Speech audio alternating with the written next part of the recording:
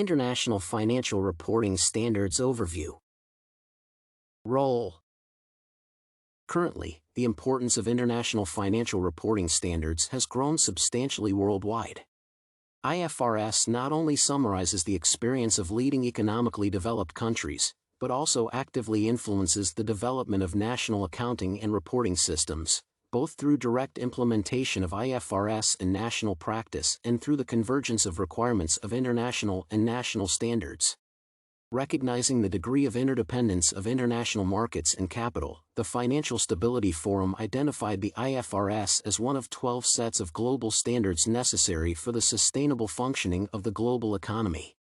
Accordingly, the sustainable development of a particular company is also directly related to the application of IFRS. IFRS represents an independent holistic system based on certain conceptual foundations and is interconnected with corporate governance, audit, evaluation, and others. However, the implementation of IFRS leads to problems in understanding the possibilities of the practical application of these standards, including those related to objectively determined contradictions in the conceptual framework, which are caused by contradictions in the interests of different groups of users of financial statements. In particular, the Sarbanes-Oxley Act has contributed to a lot of controversy regarding financial reporting issues in the United States. Standards. The law was passed in 2002 and is designed to prevent corporate and accounting fraud. The adoption of strict requirements for financial statements, the actions of managers, directors and auditors, and the introduction of criminal penalties for misleading investors helped to survive the crisis and restore investor confidence in financial statements in the United States. At the same time, the Sarbanes-Oxley Act has become a brake on the convergence of American and international reporting standards.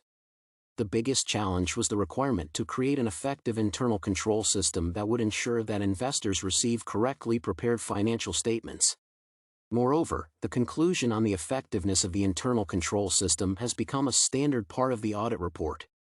Thus, the law made auditors and financial directors worry more about following accounting rules at a time when there were no detailed instructions in this area. Nevertheless, the striving for comparability of reporting should in no case be an end in itself and an obstacle to improving the quality of the information provided and improving accounting methods. One of the examples of best practices in implementing IFRS while complying with SOX requirements is the experience of Trinity Industries. Change.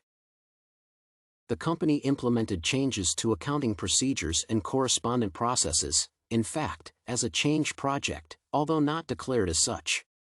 The company introduced documentation of processes and controls, thus contributing to the overall controllability due to the business processes management system. Gaps were identified and control redesign was implemented to close these gaps, and appropriate training was provided, starting from high-level guidance on SOX and ending with training for documentation teams and control owners. Creating teams for the implementation of the change process contributed to better organizational structure and functional role distribution. Improvement.